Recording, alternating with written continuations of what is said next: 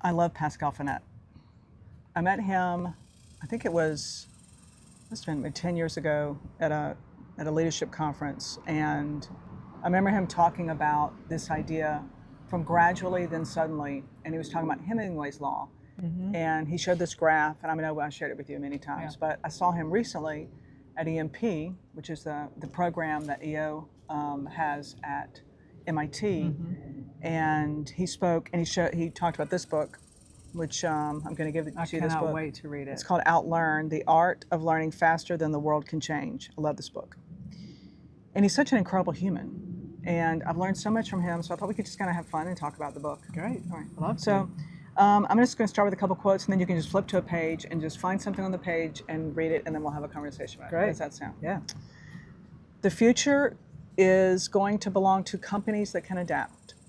And the future is all of those things at the same time, because the future is truly a paradox.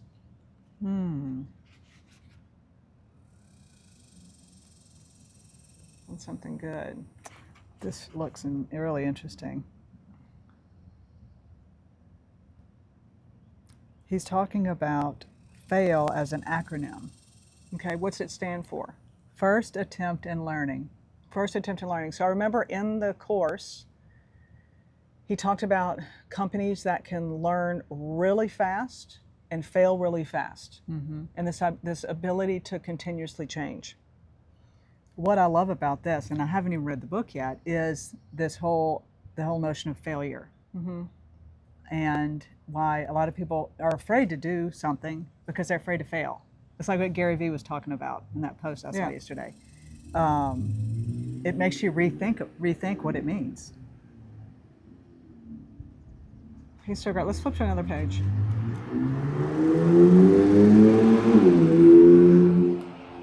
That Ram sounds like a Porsche, doesn't it? Actually, I was thinking about sound the other day and thinking about the brand of sound. How companies like Dell has a sound. Like, didn't that sound like a Porsche? And that was a Ram. But just think about how brands can actually make, I know this is totally off topic, but how brands and even thought leaders could have a sound that would be unique to them. That would just help people just connect. like reinforce it. Yeah. Like even if you're not listening, you hear that, when you hear it, sometimes you hear the sound, like the ice cream man. Of the ice cream truck.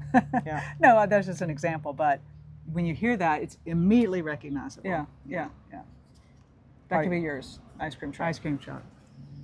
Oh, the signal. He talks a lot about signals. The signal and the noise.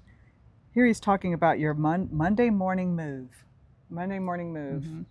He says, this week, create a negative data list for your team. Write down 3 things you've learned not to do, features that failed, markets that didn't respond, messages that fell flat.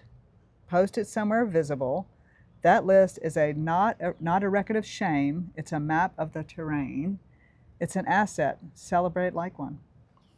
I'm going to take you back to signals, and I'm going to have to ask I created a Pascal AI agent so that I can have conversations with him. So I've been in a couple of sessions with him where he talks about signals, and I'm just going to read you a couple of different, what it actually means. Okay. Pascal Finette emphasizes the critical role of signals in understanding and navigating the future. So there's early indicators. So signals that are the earliest hints of change, often described as weak signals or thin wisps of tomorrow. Thin wisps of tomorrow. Many of those. Then there's beyond trends, which is something already a trend, but it's no longer the future. The competitive advantage lies in spotting signals before they become widely recognized. Hard to do. And I know that a lot of people right now are looking for signals. I mean, I still think digital twins is a signal, even though it's becoming more mainstream. Curiosity is key. The question, isn't that interesting? He said that a bunch actually in the course.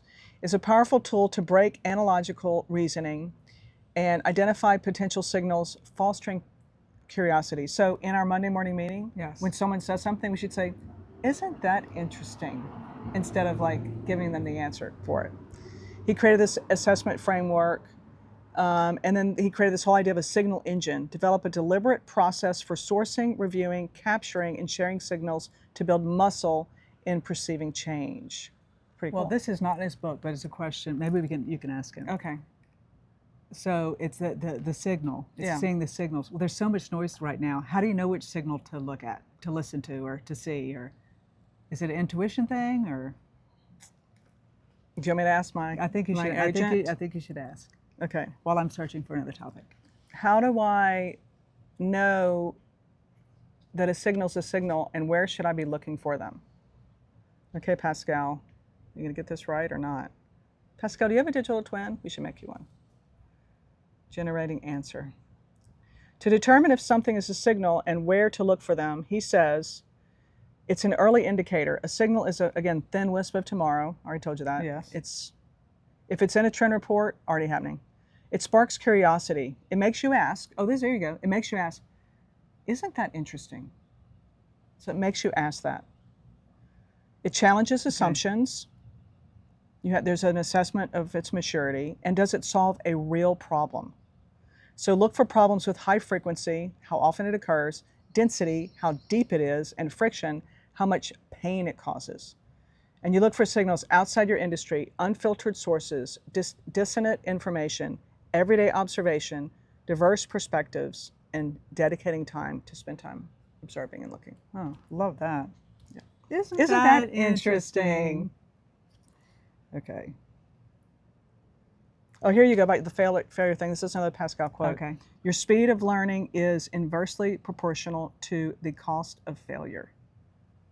So you better learn fast. Better learn fast. Better learn fast. Fail fast. Learn fast. Well, what did he say? Obviously fail fast, but I remember there was something else. Was this the firing fast thing that Yes, we just it dealt was. with? Yes, it was. Okay. So we talked about creating that negative data bank, the Monday morning actual thing. Here's another one. Hold harvest meetings, not postmortems. Oh, I like it, because postmortems are like everything that went wrong. Words Blah, blah, blah, matter. blah, blah. Words- Harvesting. What are the great things we can harvest from this? I like the word Words harvest. matter. Rename your failure reviews. The goal is not to determine the cause of death. It's to extract value for the living. Postmortem. Gosh, I didn't even think about what that meant. Use the three-phase structure. Autopsy, what happened? Extraction, what worked, what broke? And deposit, where does this learning live? That's a powerful one. I do think, though, I know that as leaders, we always think we have to have all the answers, and so we're always like thinking when someone asks us a question, we have to answer it. But really, most even like in our team members, they have all the answers. Mm-hmm. And so how can we help them own the opportunity to discover their own answers themselves, or maybe their signals? And actually, probably employees and people that are closer to the customer and closer to the work probably have more access to signals than we think. Here's another one. Yeah. I can't wait to read this. It's so interesting great. already. It's so great. Detect dishonor pain. The first step is often the hardest. It requires you to invest how you treat news. In most companies, good news gets amplified and bad news gets buried. Or when it does travel, it arrives distorted, stripped of context, or repurposed to serve someone's agenda rather than the organization's learning. Well, we have to embrace bad news. We have to embrace, truth. Maybe it's not bad news or good news, it's truth. What Dad always used to say, the truth will set you free. So he's got this acronym DCLA, which means detect, contain, learn, and adapt, but it's all about optimize for the speed of bad news. So if something bad happens, just the faster you get it out, the Transparency. better. Well, that's what we do as a company. It's like when something happens, we're like, all right, can everybody just join Huddle? Let's talk about this. At Huddle, least it's the one next of our morning. Zoom rooms. We call Love the Huddle. Oh, this is so interesting. What I love about Pascal is he's connected to Singularity University. I don't know if he's still what he's doing there, but he's so open to sharing everything he knows. Like, he gives you his email address, his direct phone number, and like, he's so accessible. And he's had so many experiences, so he's talked to so many different companies, so he just wants to share. Love it. The high interest loan. What's that? Besides what I think it is. The math of this science, the math of this silence should be very familiar to you by now. It's the 1-10-100 principle of failure all over again. Oh, Every 1-10-100, time he talked a lot your about culture that. suppresses a red status report, You're moving the problem from $1 column to the $100 column. You're not saving money, you're taking out a high interest loan. Wow. That you'll eventually have to pay back, not just with hard dollars, but with your reputation. I find, and I actually thought about this a lot in listening to him, was this need to unlearn things. You know, when we learn about business and business school and how to run a company and even case studies, a lot of it is based on things that we need to unlearn. Like, I'm not even sure we should learn from much of the past. You know, I was talking to James the other day, and he said, you know, it goes back to the book, everything you learned in kindergarten. I love that book. I mean, we need to bring that back because it's true. I wanted to read you another quote that I pulled out of his content. If someone tells you what the future looks like, they are A, lying to you because they don't know, and B, they have an agenda. That's a powerful one. The future truly is unwritten. You create the future. Here's one more. We tend to underestimate the effect in the short and overestimate the effect in the short and underestimate the effect in a long run. Nice. The vaccine is the error. What do you mean by that? It said, let's leave the boardroom and go into the biology lab. Okay. If you've raised a child, you know the drill. They eat dirt. You ate dirt. I do. Yeah, I did too. Lick subway floors. Share lollipops with the kid at daycare who always has a runny nose. Disgusting, absolutely necessary, almost absolutely. Is this where I got my germaphobe I think from? so, maybe so. If you raised a child in a plastic bubble, a perfectly sterile, optimized green dashboard environment, they would be safe for a while. Yeah. But the moment they stepped out, that bubble at age 18, a common cold would kill them. Why? Because the human immune system is not a wall, it's not a shield, but a learning engine. Your immune system does not know how to fight a virus by reading a manual. In biology, it's not a metaphor, it's a fundamental law of survival. It's got to put yourself out there. The era is the vaccine. How timely is that topic? The vaccine is literally a small controlled version of a disaster. We inject a weakened version of the virus into the system to provoke a reaction. Wow. We create a small error to prevent a large error. But in business, we do the opposite. Such a We big treat idea. every error as a defect and every red flag as a failure of management.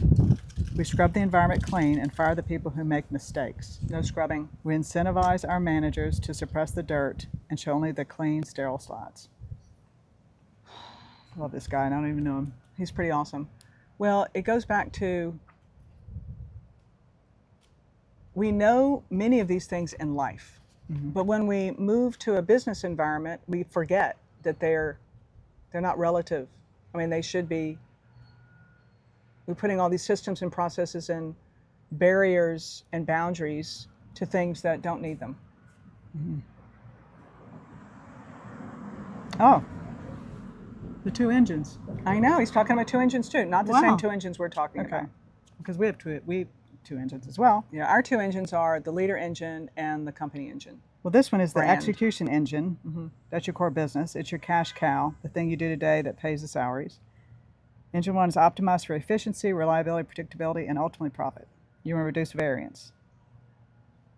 You must run with a don't break it mindset. The engine keeps you alive today. The sampling engine is your future business. This is kind of similar, a little bit, maybe a little bit. No, It's the not messy really. chaotic lab where you run DCLA loops. Engine 2 focuses solely on discovery, optionality, and speed. Your learning velocity becomes your overriding metric, and you apply a break it to see how it works mindset. So- Engine ensures you're alive tomorrow. So it's got the today and then tomorrow. Well, as I remember him talking about it, it was about the engine that pays the bills and keeps the business running, and the engine that is all about innovative, creating new things, failing fast, and coming up with all these different ideas while you're still doing. It's hard to do because one engine thinks completely different than the other engine. Now, we've learned this in his car company. We've learned this in We Believe in Power. We have learned this in what we're doing with the brand of a leader and the brand of a company, in making sure that they're independently built with independent strategies that are connected. so that we don't blur the strategy or the execution of either. He does talk a lot about execution in there too. But I think a lot of these principles are so built for turbulence. We use that in TwinEngine. We all know that we're in a very disruptive time in the world. And we all know, even from crisis, there's opportunity. And that from disruption, there are things that we could create as entrepreneurs that we couldn't even imagine. And it's people like Pascal that give us the confidence to do it. And Pascal, thank you for everything that I personally learned for you, and that Lorrie's going to read your book and share it with the team. And I can't wait to apply these principles, and let's outlearn together.